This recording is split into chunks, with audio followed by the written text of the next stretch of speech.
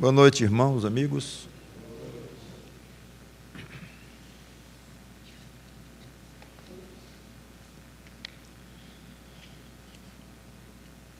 Pretendo terminar hoje, agora, a nossa exposição sobre o milênio, vendo algumas, as restantes das profecias que eu gostaria de ver com vocês, depois de uma seleção muito difícil de fazer, porque são tantas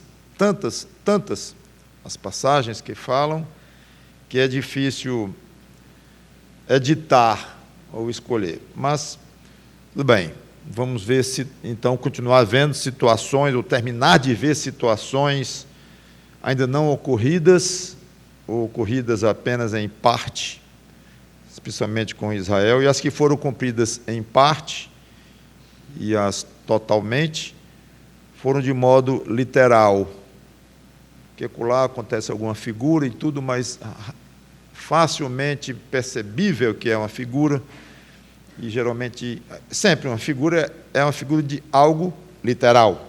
Então não tiro a literalidade de algo pelo fato de ter uma figura. Então, achamos razoável esperar que as profecias não realizadas com relação a Israel sejam cumpridas literalmente, e apenas biblicamente falando, se há alguma oportunidade disso ocorrer, será apenas no milênio, não há outra possibilidade. Então vamos ver hoje algumas passagens em Ezequiel. Esse aqui profetizou durante 22 anos, na própria Babilônia. Ele era um exilado, ele foi de Jerusalém para a Babilônia, então ele estava entre os que foram para a Babilônia, Ezequiel. Então ele falou do exílio. É interessante isto. Ezequiel 20, 40 a 44.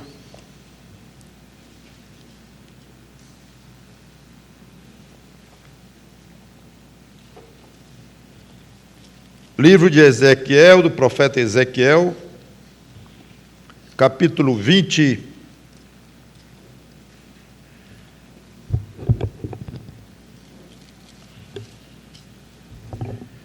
versículo 40.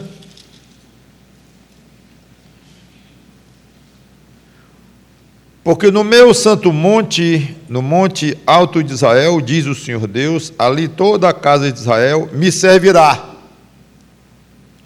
Toda naquela terra, ali me agradarei deles, ali requererei as vossas ofertas e as primícias das vossas dádivas com todas as vossas coisas santas. Até aqui podemos pensar no templo feito após o retorno da Babilônia. Ele estava na Babilônia quando escreveu isso, Ezequiel. Então, até aqui podemos dizer, não, isso aqui se refere ao exílio, à volta dele 70 anos depois, conforme estava previsto. Mas no versículo 41 já vemos que tem uma coisa maior aqui do que aquele retorno. Agradar-me-ei de vós como de aroma suave, quando eu vos tirar dentre os povos e vos congregar das terras em que andais espalhados, e serei santificado em vós perante as nações. Sabereis que eu sou o Senhor, quando eu vos der entrada na terra de Israel, na terra que, levantando a mão, jurei dar a vossos pais. Ali vos lembrarei dos vossos caminhos e de todos os vossos feitos, com que vos contaminastes, e tereis nojo de vós mesmos, por todas as vossas iniquidades que temos cometido. Fica claro, então, nesta pequena passagem que eu selecionei, que não é mais o caso do retorno da Babilônia, porque agora fala de um retorno de um exílio muitíssimo mais abrangente, como ele disse aqui, de todas as nações. E outra coisa, aqui fala que Israel seria foco da atenção de todas as nações do mundo e de um modo extremamente honroso, porque Deus seria santificado em Israel para todas as nações verem, notarem, verem, será alvo de atenção mundial o que Deus estará fazendo em Israel. Nos versículos 43 e 44, fala da conversão espiritual de Israel, inclusive com arrependimento. Aliás, sem arrependimento nem há conversão. Nada disto aconteceu quando eles voltaram da Babilônia. Nada disto. E ainda no versículos 42 e 43, a ênfase que Deus dá na promessa que ele fez a Israel de dar uma terra em definitivo. E isto ainda aguarda cumprimento. Está em cumprimento, está em andamento, mas a plenitude desta profecia aqui ainda não foi realizada. Então, características do milênio: Israel voltará de todas as nações, que já vimos várias vezes isso, e o povo estará envergonhado. Notaram aqui quando fala que eles terão nojo de si mesmos, uma passagem forte, meio chocante, mas fala de arrependimento para conversão. Israel em massa será convertido a Deus. E não podemos deixar na conversão de um pecador hoje, aliás, em qualquer época. Com muita facilidade hoje, alguém diz: sou evangélico. Raramente, inclusive, se ouve alguém dizer que é crente em Jesus Cristo. Mas tudo bem. Alguém pode dizer que é evangélico e ser crente em Jesus Cristo. Ok. Mas é bom deixar claro, se não na sua confissão, mas na sua vida, pelo menos, ou no seu entendimento, que ser evangélico é ter passado por uma conversão íntima, interna, uma experiência fortíssima, feita pelo Espírito Santo dentro de um coração duro e pecador desde que nasceu. E essa experiência de conversão inclui o arrependimento de pecados. Sem arrependimento não há salvação. E isso é algo, inclusive, muito pouco comentado nas pregações atualmente por aí. A necessidade de arrependimento. Não é só uma decisão de mudar de igreja ou mudar de religião, como se muda de um time de futebol, ou como se muda de um partido político. Eu mudei de religião, a religião era tal, agora é tal. Que legal. É muito mais do que isso. É uma crise. A conversão é uma crise profunda na alma da pessoa, que precisa, eu digo precisa, que faz parte o arrependimento. E esse arrependimento deve ter uma base. O que é? Os pecados da pessoa. E não só os pecados passados que cometeu, os atos pecaminosos, mas a própria pecaminosidade da pessoa. A tal ponto da pessoa ter nojo de si própria. Se você nunca teve nojo de você próprio, pense se você é um convertido. Pastor, o senhor está sendo meio forte aqui. E haveria de não ser? Com Deus dizendo que quando esse povo aí voltar de todas as nações, das quais eu os trarei para cá, eles virão arrependidos, virão contristados. Lemos isso não apenas aqui, mas há em várias passagens. Mas esse detalhe aqui do nojo, por isso que eu trouxe essa aqui agora de Ezequiel, que eu não estou querendo só trazer profecias repetidas simplesmente, mas eu tenho cuidado de selecionar alguma que tenha alguma coisa adicional para a gente ir aprendendo cada vez mais, até encerrar, como pretendo encerrar hoje, essa questão do milênio. Então, esse detalhe aqui eu trouxe de propósito, porque é chocante, é forte, quando diz que o povo vai ter nojo de si mesmo. Agora, vão lá em Israel hoje e perguntem se os israelitas têm nojo de si próprios. Tem nada, tem um orgulho enorme, que tem motivo de ter orgulho num aspecto, porque são super inteligentes, muito mais inteligentes do que a média da raça humana, faz um paísinho daquele tamanho, vira uma potência hoje até atômica, e eles são convencidos mesmo de que são um povo acima dos outros, em termos de genialidade, em termos de capacidade de subsistência e muitas outras coisas. Tudo bem, é a realidade, porque ele é o povo que Deus colocou a mão em cima, mesmo com muito castigo sobre o que fizeram com Cristo e toda a rejeição à palavra de Deus ao longo da história e tal. Tudo bem, mas Deus os ama e os tem, de fato, tido como a menina dos olhos dele. Nunca deixou de ser. Um filho, quando é repreendido pelo pai, um filho, quando é fisicamente disciplinado pelo pai, ele não deixou de ser muito querido pelo pai, nem deixou de ser a menina dos olhos do pai. Cada filho é uma menina diferente, mas é. Então Israel nunca deixou de ser menina dos olhos de Deus. É um povo diferente. Então, se eles têm um certo orgulho ou vaidade do que eles são, lá, tem um certo sentido. Só que isso, a parte do conhecimento de Deus, especialmente do Messias, torna isso tudo até muito lamentável, porque é um orgulho que procede no sentido que eu já comentei, mas, por outro lado, é uma tristeza, porque não tem nada de Deus nos corações deles, por enquanto. Nem o Messias eles reconhecem.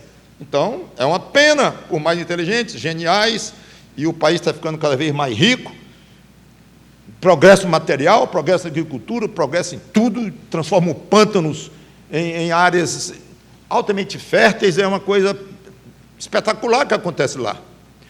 Quase miraculosa, eu tiraria o quase, porque Deus está no controle disso aí tudo. Mas eles ainda vão ter nojo de si mesmos. Quando o Messias, Jesus Cristo, voltar, e eles verem chorarem sobre ele, como se chora sobre um primogênito, e vão reconhecê-lo agora como seu Salvador, seu Messias, e eles tinham rejeitado 2000 anos, como é que pode?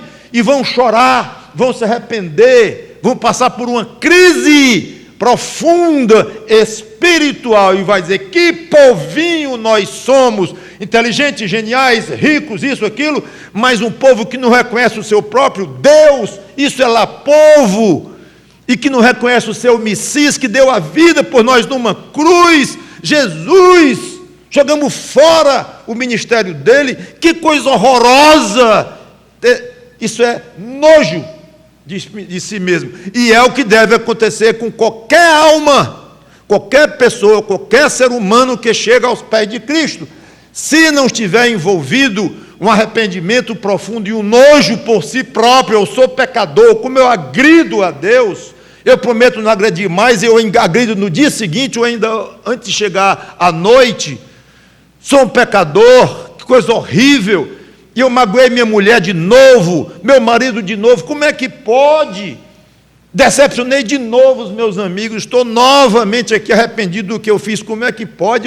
Olha o meu pensamento, eu não quero pensar nisso não. Olho para aquela pessoa e fico pensando coisas ruins, que coisa horrível, eu não quero, eu estou com ódio daquela pessoa, eu quero vinganças, sede de sangue, mas eu não quero isso, sede de sexo, eu não quero isso, a não ser com minha mulher, com meu marido. Não, mas eu estou com sede de uma maneira geral mesmo, é aberto, uma coisa desenfreada. Não pode ser assim. Que camarada ruim sou eu, que mulher ruim sou eu. Como é que pode? Cadê a santidade que Deus quer de mim? Está longe disso. Se esse sentimento não existe numa pessoa que se entregou a Cristo, eu diria, ele pensa que se entregou a Cristo. Agora, quem vai fazer esse exame? Eu? Nunca. Eu faço comigo mesmo. E a única alma da qual eu posso dar conta diante de Deus sou eu próprio. Claro, como pastor eu vou dar conta das almas de todos os que estão debaixo do pastoreio, mas de uma maneira muito limitada, é óbvio. Dá conta pelo que eu preguei para ele, para vocês, pelo que eu aconselhei, pelo que eu tentei amar vocês, claro. Mas pelo coração de vocês, não. E se você chega aqui dizendo que é crente, o que eu posso fazer? a não ser cobrar de você um procedimento típico de um crente. Agora, tem crentes tolos, crentes sábios, tem crentes fracos, tem crentes fortes, tem crentes sem compromisso, tem crentes mediamente comprometidos, tem crentes altamente comprometidos, e nós vamos fazer condição, fazer uma tabela aqui na igreja, só pode ser membro o que é altamente comprometido e tal. Nem bíblico é. Então a igreja quer crentes, e somente crentes. Se nós tivéssemos um aparelho para medir o coração, é salvo. Pode vir. Quer ser membro? Quero. Não é salvo. É muito bem-vindo, pode vir a todos os cultos, pode ouvir a palavra de Deus, e quando você se converter, meu amigo, minha amiga, você querendo e devendo, a gente vai batizar você, e você vai entrar como membro. Por enquanto, você não vai ser membro, porque o aparelhinho aqui está dizendo que você não é convertido. Só que as coisas não funcionam assim na área espiritual, e Deus permitiu que assim fosse. É claro que Deus poderia criar aparelhos desse jeito, ou fazer a nossa testa ficar roxa se fosse crente, e ficar preta se não fosse crente, ou da cor que ele quisesse. Ele podia fazer o que ele quisesse, mas não fez. Então é de propósito que ele deixa assim, para as pessoas, para cada igreja examinar e olhar e verificar, e ter o cuidado de disciplinar e chegar ao ponto de dizer assim: não dá mais. Você pode até ser um crente, mas a sua vida não é, e a igreja não quer mais a sua companhia, não quer você mais fazendo parte desta membresia. Pode continuar aí como ouvinte e tudo mais, membro não mais. Então essa questão de conversão real, e o que inclui uma conversão, ela deve ser mais repetida por mim próprio, pelos pregadores de uma maneira geral. Aliás, muitos, a palavra arrependimento hoje nem falam, porque é algo politicamente incorreto. Arrependimento, nojo de si mesmo, coisa horrível, repugnante. Pois é, mas eu tirei da onde isso? Das Escrituras, com base em muitas outras passagens, inclusive. Então, estou tirando aqui um pequeno parênteses para lembrar a você que essa característica aqui, que talvez passe desapercebido, o povo de Israel, na hora de se converter a mim, vai ter nojo de si mesmo. Então, pergunto a você, cada um responda: quando é que você teve? Se você teve quando você se converteu, e se você ainda tem esses tipos de sentimentos ao longo da sua vida, agora já com outra atitude, dizer: pois é, eu já sou salvo, tenho o Espírito Santo de Deus, mas ainda resta uma carne em mim terrível, que me leva a pecar, e por esta carne que ainda está agarrada em mim, eu tenho nojo. Não tenho medo não de pensar assim. Isso honra a Deus, inclusive. Capítulo 34.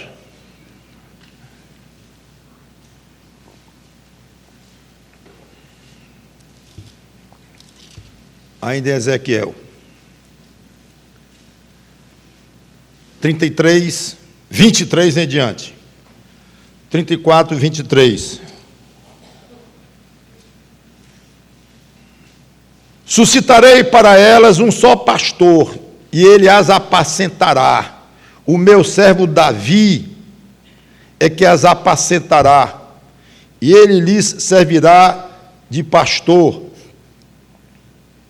Gente, Ezequiel escreveu isso no ano 600.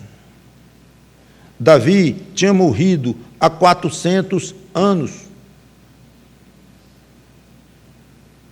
Davi tinha morrido há 400 anos. E Deus diz, através do profeta, que vai suscitar para eles um só pastor, e ele as apacentará. O meu servo Davi é que as apacentará. Vou já falar um pouquinho mais sobre Davi. Ele lhe servirá de pastor. Eu, o Senhor, lhe serei por Deus, e o meu servo Davi será príncipe no meio delas, das ovelhas, né? Eu, o Senhor, o disse. Então já falou em pastor, já falou em príncipe. Farei com elas aliança de paz e acabarei com as bestas feras da terra.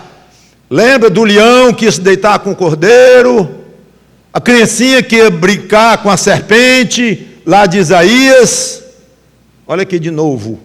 100 anos antes Isaías tinha falado isso. Novamente vem o toque de animais selvagens convivendo ali com outro profeta já, falando a mesma coisa, mas tão miraculoso quanto. E fiquem perguntando a si mesmo, quando é que isso aconteceu na história deste mundo, depois de que Adão pecou?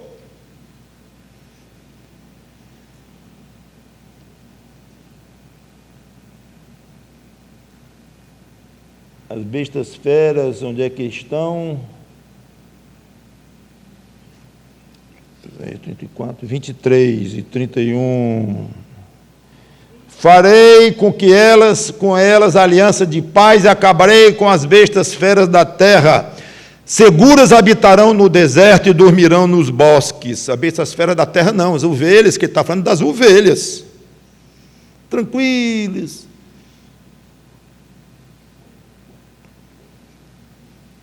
Delas e dos lugares ao redor do meu outeiro, eu farei bênção, farei descer a chuva a seu tempo, serão chuvas de bênçãos. Outra indicação do milênio, que eu já comentei também, o aspecto climático, absolutamente perfeito. As árvores do campo darão o seu fruto, alta produtividade das árvores, das plantações, já comentado. E a terra dará a sua novidade, e estarão seguras na sua terra, e saberão que eu sou o Senhor, quando eu quebrar as varas do seu jugo e as livrar das mãos dos que as escravizavam. Já não servirão de rapina aos gentios. Rapina é roubo, abuso, roubo. E as feras da terra nunca mais as comerão, falando das ovelhas. Essas ovelhas aqui, claro, são metafóricas, falando de gente. E habitarão seguramente, e ninguém haverá que as espante. Levantar-lhe-eis plantação memorável. Nunca mais serão consumidos pela fome na terra. Novamente a ideia de produtividade da terra. Nem mais levarão sobre si o opróbrio, ou a vergonha dos gentios. Saberão, porém, que eu, Senhor, seu Deus, estou com elas, e que elas são meu povo, a casa de Israel, diz o Senhor Deus. Vós, pois, ó ovelhas minhas, ovelhas do meu pasto, homens sois. Interessante, né? Como ele deixa claro que está sendo aqui, ele está sendo metafórico, quando fala das ovelhas de Israel. Está falando de homens de Israel com que ele iria cuidar. Homens e mulheres, lógico, pessoas humanas. Ovelhas do meu pasto, homens sois, mas eu sou vosso Deus, diz o Senhor Deus. Quem é esse Davi? Longa discussão, não vou entrar, não tenho tempo para isso, não é o meu propósito, mas é difícil saber se se trata de Cristo. Falou aqui como sendo Davi, sendo o próprio Cristo, ou o ascendente de Cristo. O próprio rei Davi, sim, ressurreto. Eu não disse que ele tinha morrido uns 400 anos antes? Ressuscitado, uma espécie de adjunto de Cristo durante o milênio. Então há estudos sérios que falam disto, com base em passagens como essas aqui, que Davi, que obviamente será ressuscitado, ele estará pertinho do Senhor Jesus Cristo e vai atuar muito forte ali, sendo Cristo, de fato, o rei. Davi aqui é chamado de príncipe e de pastor também, um título, aliás, muitíssimo honroso para Davi, se for mesmo o rei Davi que está sendo referido aqui. Não vou comentar aqui quanto a esse detalhe. Seja como for, observe que em nenhuma das duas hipóteses jamais isso aconteceu. Nem Davi ressuscitou para reinar em Israel, de novo, e nem Jesus Cristo reinou em Israel com todo esse poder, toda essa glória. Então, tanto para a nossa discussão, não importa se de fato trata-se de Davi ressuscitado ou se trata-se de Jesus Cristo, o descendente de Davi, que no caso teria sido chamado de Davi. Mas o fato é que animais domesticados nunca houve. em povo algum, no meio de povo algum, especialmente em Israel, um clima perfeito, segurança total e tudo mais. Então, são características do milênio que eu, inclusive, já comentei. Quando nós chegamos no capítulo 36 de Ezequiel, a coisa complica para tirar passagens. Por quê? Porque do capítulo 36 até o 48,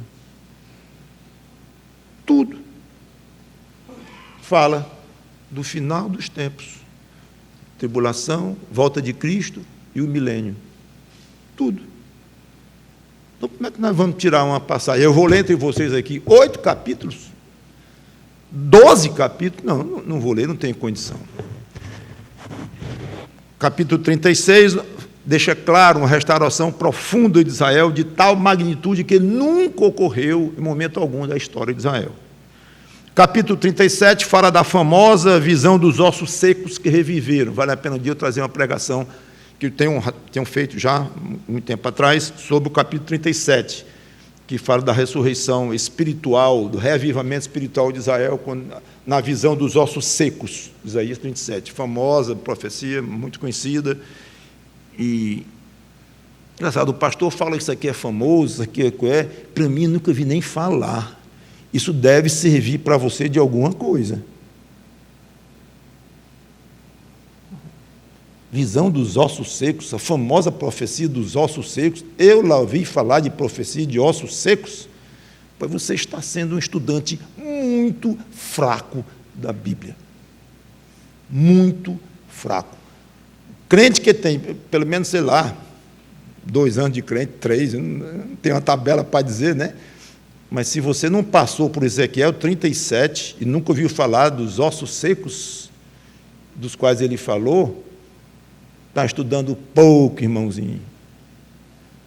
Está deixando passar coisas graúdas nas Escrituras. Aí reclama que Deus responde suas orações, que não sabe por que sofre tanto, que de vez em quando é acometido por umas dúvidas na fé, que de vez em quando começa a questionar a justiça de Deus, e tal, só demonstrações de fé fraca, fé trêmula, uma fézinha de nada, porque não está se fortificando na palavra de Deus. 38 e 39, famosa batalha de Gog, no final do milênio, quando Satanás for solto. Ih, pastor, essa que eu nunca vi falar mesmo. Mas vai, não hoje, mas quando eu voltar para Apocalipse 20, já na próxima semana, se Deus quiser, vamos falar um pouco desse Gog aqui também, que vai dar muito trabalho ao Senhor Jesus Cristo. Mas vai ser, bom, lá nós vamos ver. O capítulo 40 a 48, todos esses capítulos falam de um assunto só, do templo do milênio, que eu já comentei, inclusive, quando preguei em alguma passagem em Apocalipse. Já tirei um tempo razoável para falar do templo que vai ter durante a tribulação, que deverá ser reconstruído lá em Jerusalém. Espera-se praticamente a qualquer momento o início dessa reconstrução, desse templo lá, já falei nisso, mas esse templo vai ser destruído no final da tribulação e vai ser feito um novo templo para o milênio, num lugar lá em Jerusalém, bastante modificado, inclusive geograficamente. Já comentei isso, não vou falar mais.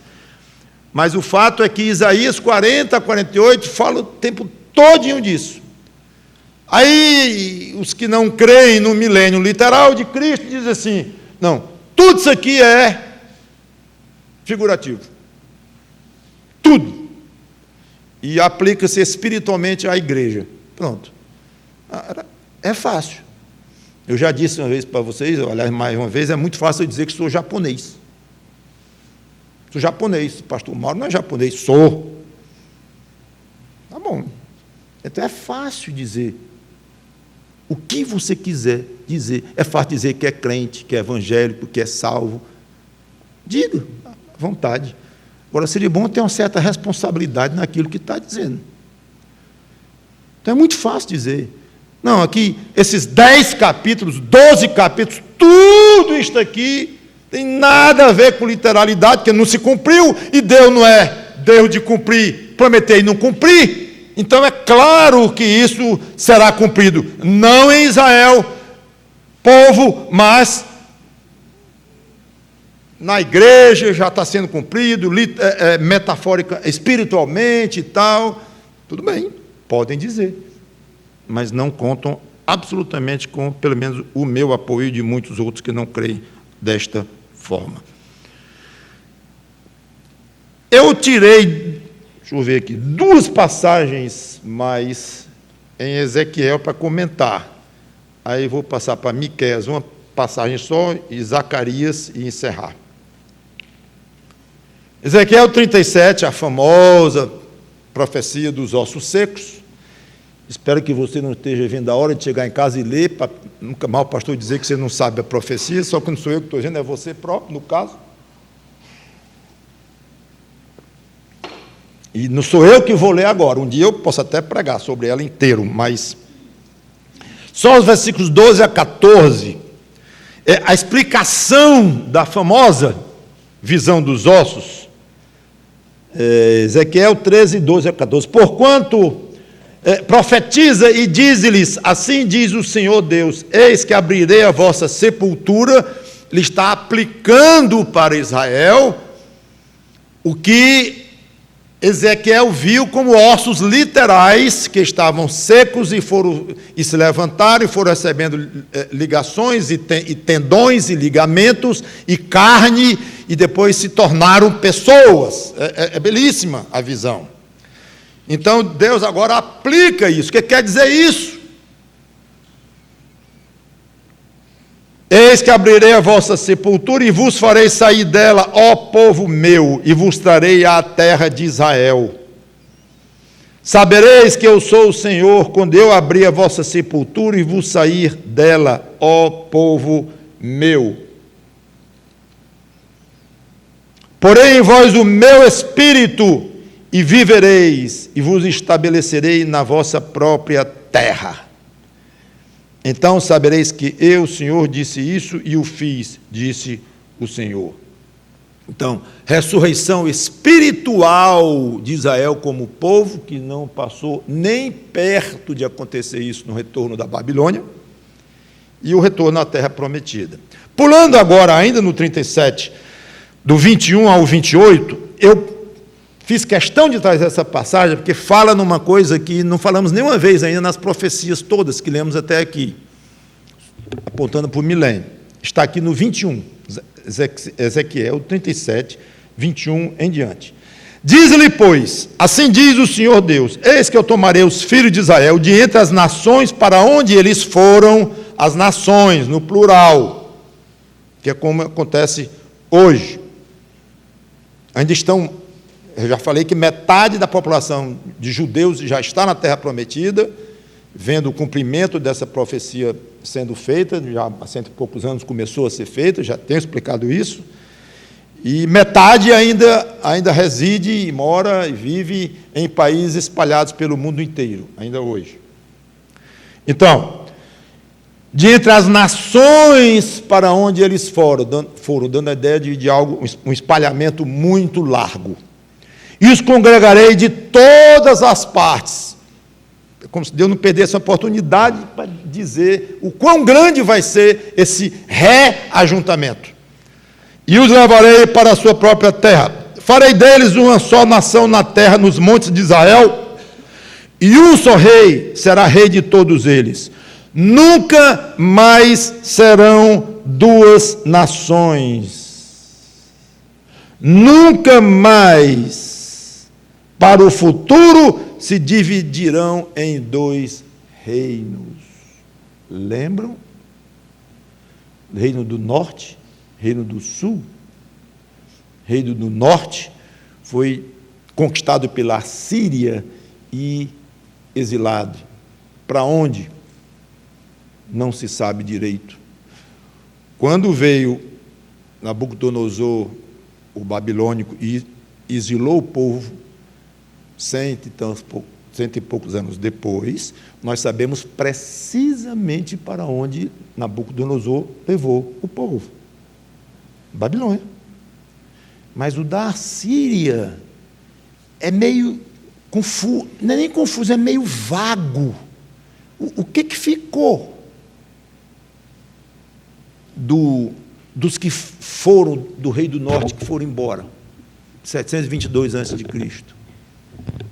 E outra coisa, em nenhum momento, até agora eu havia lido sobre Deus mostrando um sentimento negativo, achando ruim que foram dois reinos, se dividirem em dois reinos. Claro que aquilo não foi da vontade de Deus, no sentido de uma vontade agradável a Deus. Na vontade soberana, claro, que nada acontece sem a vontade soberana dele. Mas do gosto dele, não foi. Foi ofensivo a ele essa divisão, briga. Ora, lógico, judeu contra judeu, rei judeu do norte contra rei judeu do sul, briga, guerra. É claro, a mesma nação, uma tristeza. E agora, pela primeira vez, pelo menos nessa minha exposição, gente, e não é muito comum não, passagens que falam disso, eu fiz questão de trazer à baila isso aqui. Olha Deus dizendo assim, não vão ser mais duas nações, nunca mais, vão ser uma só.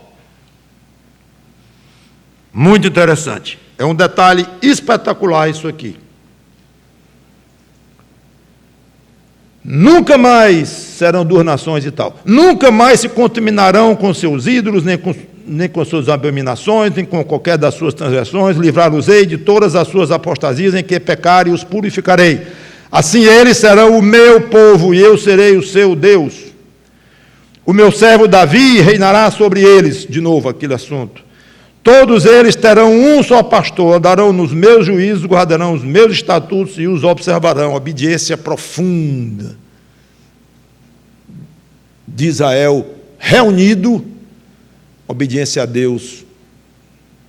Habitarão na terra que dei a meu servo Jacó, na qual vossos pais habitaram. Habitarão nela eles e seus filhos, e os filhos de seus filhos para sempre. E Davi, meu servo, será seu príncipe eternamente. Farei com eles uma aliança de paz, será a aliança perpétua.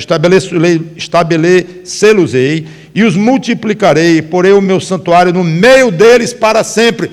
Novo templo, de novo falado aqui.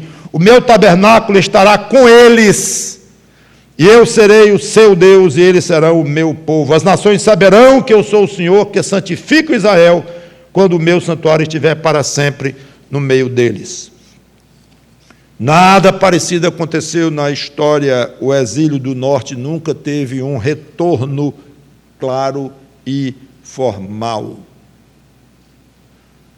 Mas, pastor, quando não houve um retorno do exílio de Judá, o reino do sul, lá da Babilônia? Houve, que até Ezequiel estava lá, quer dizer, Ezequiel foi para lá e depois muitos voltaram e tal, houve. Naquele momento, Israel ainda ficou séculos, ficou 6 séculos, ali ainda até ser posto fora novamente, agora pelos romanos.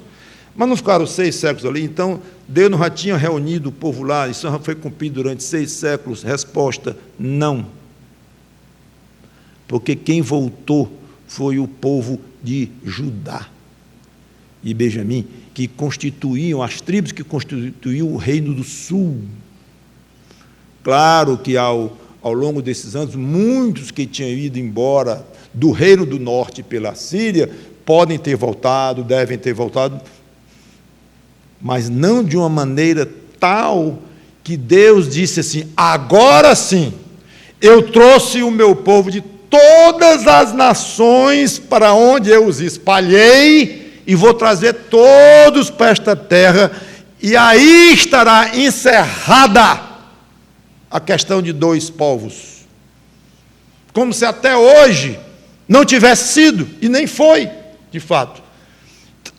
Claro que muitos que estão lá hoje devem ser descendentes dos do Reino do Norte que foram exilados e tal, claro que sim, mas como eu disse, está em andamento, mas uma coisa nós sabemos, que quando Cristo voltar estabeleceu o seu milênio, ali estará uma situação que nunca havia sido decretada por Deus. Pronto, juntei de novo os dois reinos. Agora eles estão juntos. Não quando voltaram da Babilônia, que era basicamente o mesmo, como eu já disse, só de Judá e Benjamim. Mas estarão todos ali. Isso é espetacular. E um detalhe, como é que se aplica isso espiritualmente para a igreja? Como é que pode? Não, isso aqui não tem nada a ver com Israel mais hoje, nada. Israel já era como um povo de Deus, em que Deus vai cumprir biblicamente as profecias e tal. Não, Israel está aí politicamente. E claro, muitos judeus serão salvos, sim, quando Cristo voltar e tal. Mas a igreja, pertencentes à igreja. Israel, como aquele povo de Deus que prometeu a Abraão e tal, aquele ali passou, acabou. Mas ora, ele disse que ia reunir os dois reinos de novo, reunindo todos os judeus que houvesse no mundo, para não ter perigo de escapar nenhuma raiz, nenhuma descendência dos que vieram lá do povo do norte. Todos agora eu reuni tudinho. Aqui. Quando isso aconteceu? Nunca, nem de longe. Pois vamos aplicar isso aqui à igreja. Aplicar o reino do norte, reino do sul, dois reinos. Quando é que a igreja foi dois reinos? E vai passar a ser um reino só? Não tem, é nonsense teológico, na minha maneira de ver, desculpem os amilenistas. Miqueias. Sim, Ezequiel 38, eu vou comentar na próxima pregação, como eu já disse, quando falar lá de quando Satanás for solto no fim do milênio. Então vamos para Miqueias. Tirei uma passagem de Miqueias, esse aqui foi na época de Isaías. Mas é interessante aqui uma passagem que eu quis, antes de passar para Amós, Obadias, Jonas e Miqueias. Miqueias capítulo 2, versículos 12 e 13. Certamente te ajuntarei todo, ó Jacó. Certamente congregarei o restante de Israel. Pô-los-ei todos juntos como ovelhas no aprisco. Tudo aqui é repetição do que já lemos muitas vezes, desse retorno. Como rebanho no meio do seu pasto. Farão grande ruído por causa da multidão dos homens. Subirá diante deles o que abre caminho. Eles romperão, entrarão pela porta e sairão por ela. E o seu rei irá adiante deles. Sim, o Senhor à sua frente. Senhor, aqui é Jeová. Quando é que Israel foi governado por um rei que também era o próprio Senhor Jeová? Aqui escrito. O rei vai à frente. O rei, o Senhor, identificando aqui como alguém divino. O rei de Israel. Zacarias tem um papel interessantíssimo nisso aqui tudo, porque ele voltou da Babilônia.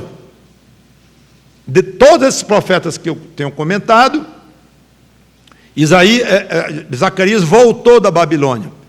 Falamos de Ezequiel, que estava na Babilônia. Falamos de Jeremias, que foi na época também da conquista lá de Nabucodonosor, mas Jeremias não foi para a Babilônia, ficou um tempo lá na terra prometida, conquistada, e depois parece que levaram Jeremias à força. Alguns judeus mesmo levaram à força Jeremias para o Egito, e parece que ele morreu lá, não sabemos. Mas agora vem Zacarias, esse aqui voltou, lá da Babilônia.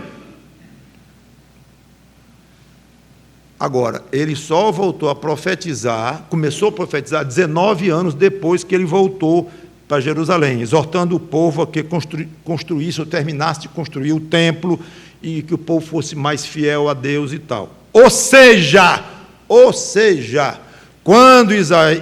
quando Zacarias profetizou, o retorno do exílio babilônico já havia ocorrido. Tudo bem que houve algumas etapas nesse retorno, mas o principal, a base mesmo, foi na primeira leva, onde veio Zacarias. Então, o retorno já era passado. Como eu disse, ainda tinha alguns poucos para virem, que vieram com Esdras, Neemias depois e tal, mas o retorno em si, o que marcaria o retorno, já tinha acontecido. Zacarias 8, 7 e 8.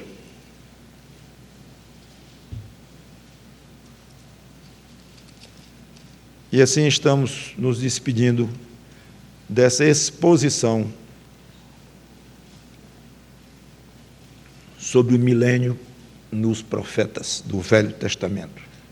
Zacarias 8, 7 e 8. Assim diz o Senhor dos Exércitos: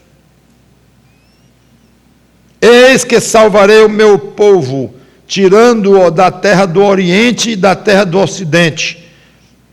Eu os trarei e habitarão em Jerusalém. Eles serão o meu povo e eu serei o seu Deus, em verdade e em justiça. Ora, ora. Os judeus que vieram da Babilônia, entre os quais, como disse o próprio Zacarias, mal haviam chegado lá. E Deus já estava novamente prometendo um retorno, mas eles tinham acabado de retornar. Não era esse retorno, já era outro. Obviamente, outro exílio. Inclusive, observem o detalhe aqui, que não é detalhe: eis que salvarei o meu povo, tirando-o da terra do Oriente e da terra do Ocidente.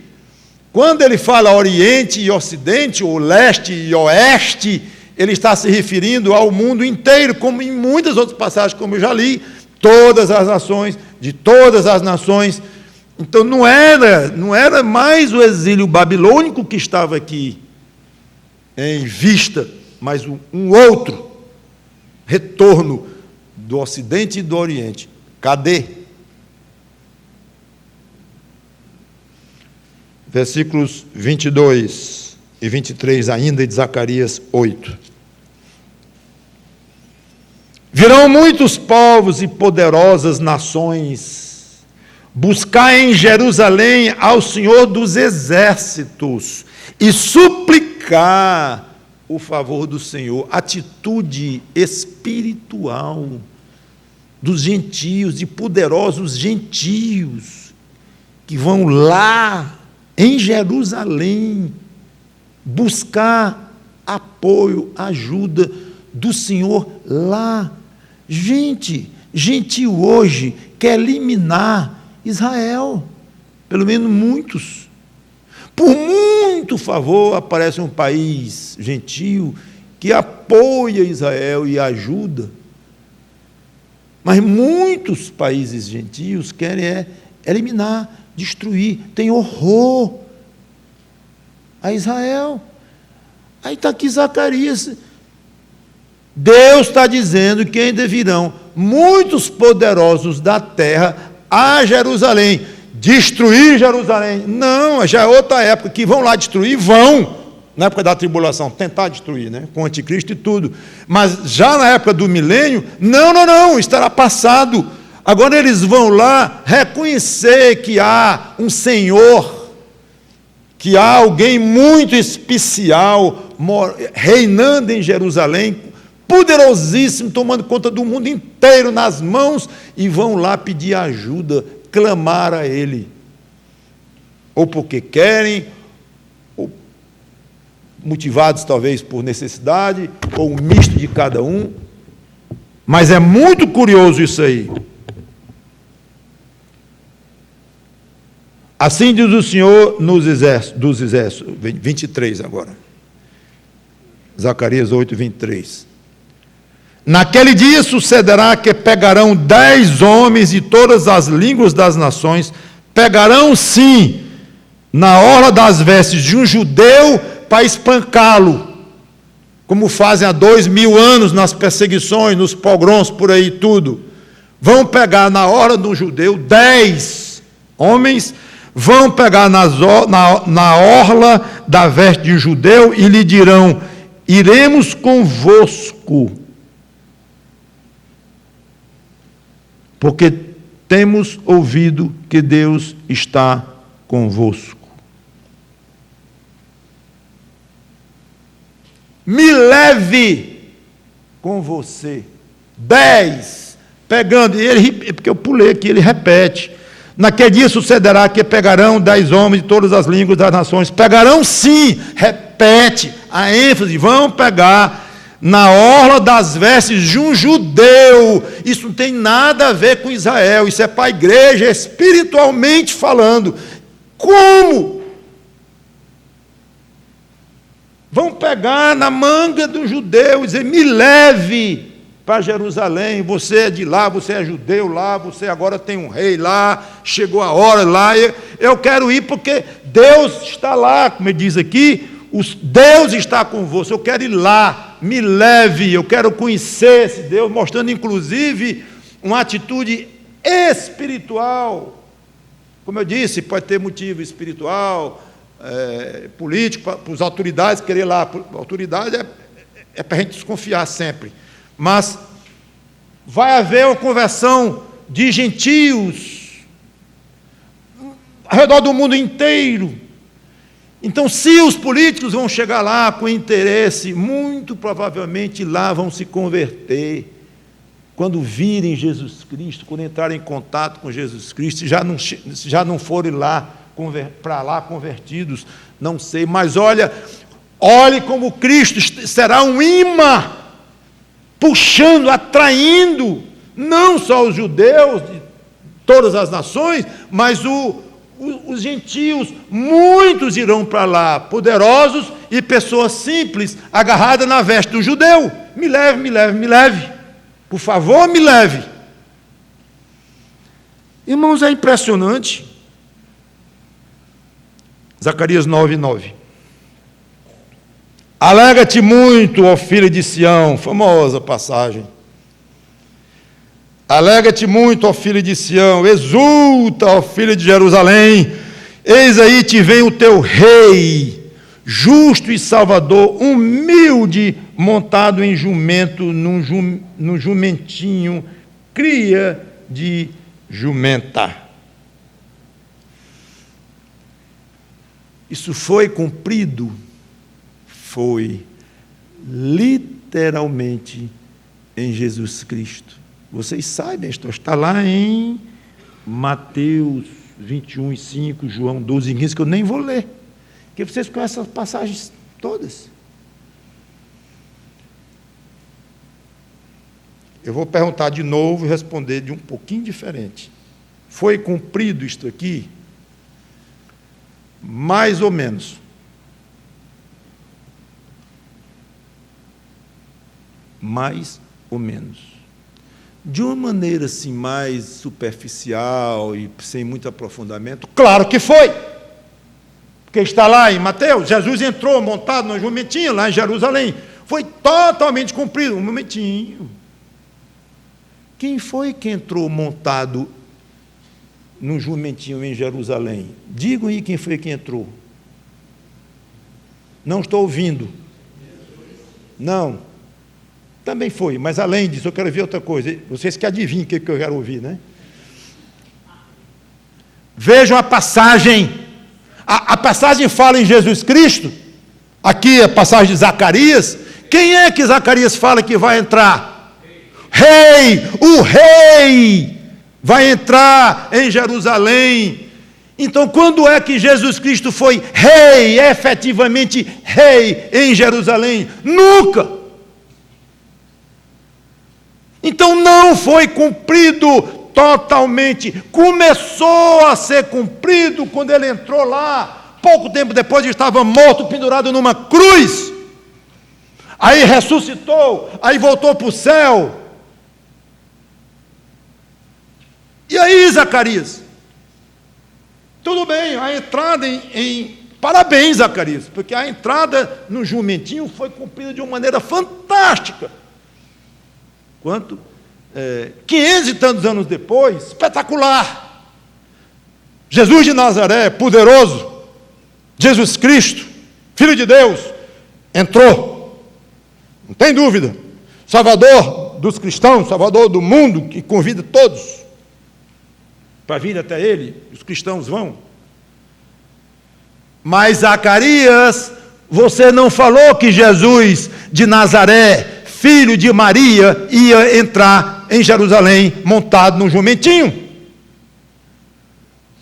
Você disse, o rei ia entrar num jumentinho. Pois eu estou esperando, seu Zacarias, a sua profecia se completar. Eu quero ver aquele mesmo que entrou montado literalmente num jumentinho, literal. Eu quero vê-lo reinando em Jerusalém. Do contrário, senhor Zacarias, me desculpe, mas o senhor, como profeta, está demitido. Não vejo outra forma. Quer dizer que a parte dele entrar no jumentinho é literal. A parte dele ser rei em Jerusalém não é mais literal. A Jerusalém em que o jumentinho entrou com Jesus nas costas era literal. A Jerusalém em que Jesus vai reinar não é literal. Eu não sei estudar a Bíblia assim. Muito confuso para a minha cabeça. Muito. E graças a Deus, eu creio na literalidade das profecias, e aqui, quando eu espero ver o Rei Jesus Cristo, Jesus de Nazaré, filho de Maria, o que montou no jumentinho, reinando literalmente em Jerusalém. Última passagem desta longa exposição. Zacarias 14. Novamente o problema. O capítulo inteiro fala do ponto de vista de Zacarias, ou seja, ainda futuro, que não ocorreu, olhando lá para frente, incluindo, obviamente, o milênio. Mas eu vou ficar só com versículos 4, depois 8, depois o 9, e estaremos encerrados. Zacarias 14, versículo 4. Naquele dia estarão os seus pés sobre o Monte das Oliveiras, que está defronte de Jerusalém para o oriente. O Monte das Oliveiras será fendido pelo meio, para o oriente e para o ocidente. E haverá um vale muito grande, metade do monte se apartará para o norte e outra metade para o sul. Versículo 8. Naquele dia também sucederá que correrão de Jerusalém águas vivas, metade delas para o mar oriental e outra metade até o mar ocidental. No verão e no inverno sucederá isto. O Senhor será rei sobre toda a terra. Naquele dia, um só será o Senhor e um só será o seu nome. O Senhor, como rei de Israel, voltará e pisará no Monte das Oliveiras. Literalmente. Ou seja, será um reino literal e pessoal do Senhor em Israel. E numa Jerusalém, pelo menos, presumimos que Israel, e a terra inteira terá muitas transformações físicas por causa de tudo que vai ocorrer, dos julgamentos de Deus na tribulação. Mas vemos aqui que é uma Jerusalém bastante modificada, com rios correndo, água viva, não vou comentar aqui, e bastante modificada. Estamos esperando o rei colocar os pés dele no Monte das Oliveiras. Irmãos, eu acho que nós deixamos soberbamente claro que o fato de Apocalipse falar muito pouco, ou quase nada, do milênio em si, que o Antigo Testamento revela muitíssimas características. Eu pensei em juntar todas e ler de uma vez só, que daria umas 20 e tantos, talvez 30. Mas eu já falei bastante disso, eu não quero ficar muito repetitivo para vocês. Mas eu li muitas e muitas características do milênio e repeti, inclusive, ao longo de todas essas 4 pregações, tirando diretamente dos profetas. Muitas características desse maravilhoso período que ainda virá sobre Israel e sobre o mundo. Então, sabemos muito sobre o milênio. Aqueles que creem na literalidade das profecias. Então, agora nós estamos em condições de voltar para Apocalipse, capítulo 20, versículo 7, onde retomaremos e logo veremos a questão da prisão de Satanás, que terá um fim, ele será solto, uma revolta, e aí veremos ainda acontecerá algumas coisas espetaculares, até falar em novo céu e nova terra, nos últimos 2 capítulos. Que Deus nos abençoe com essas coisas e que nós possamos vibrar, passo a passo, dia a dia, com o que está acontecendo lá em Israel, aplicando para as nossas vidas as lições espirituais que podemos aplicar, como tento fazer o tempo todo, inclusive sob essa da conversão que eu comentei. Vamos orar. Obrigado, Senhor Deus, pela Tua palavra, obrigado pelo privilégio destas pregações sobre o milênio, baseadas no Velho Testamento e apontando claramente para Israel no futuro e uma parte já no presente, como podemos ver esse cumprimento de tudo que foi dito em andamento. É um privilégio para nós, muito obrigado, e que nós tenhamos a felicidade de crescer com essas coisas. Pedimos Tuas bênçãos sobre aqueles muitos irmãos que não creem nisto, crentes sérios, comprometidos com a Tua palavra, mas que não conseguem ver o aspecto literal dessas profecias, não conseguem enxergar, não entendo, pessoalmente não entendo o porquê, mas é fato. E enxergam como sendo tudo isso aplicável à igreja espiritualmente, sem nenhuma aplicação literal, física ou palpável. Esse assunto é contigo, porque essa divisão de pensamentos, porque esse fenômeno desagradável que ocorre em movimentos cristãos, mas é a realidade. Então devemos ser humildes, devemos tentar entender como nossa consciência permite, respeitando a consciência do outro, nunca deixando de considerá-los irmãos por isto, pessoas que declaram-se crentes pelo sangue do Senhor Jesus Cristo e tem toda uma confissão ortodoxa da fé, ou seja, nos fundamentos de fato da fé cristã. Então, que nós os aceitemos sim como irmãos, que eles nos aceitem como irmãos e possamos comungar juntos, pelo menos até um certo ponto, enquanto as profecias não entram em campo, não entram em pregação, não entram em ensino, porque realmente já fica difícil manter um campo em comum. Mas a nossa unidade em Cristo está assegurada, porque somos todos discípulos dele, e no céu,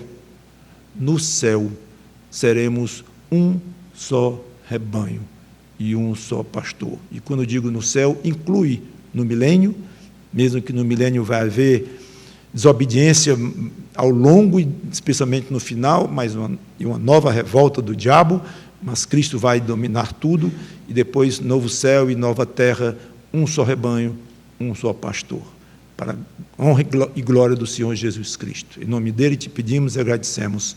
Amém.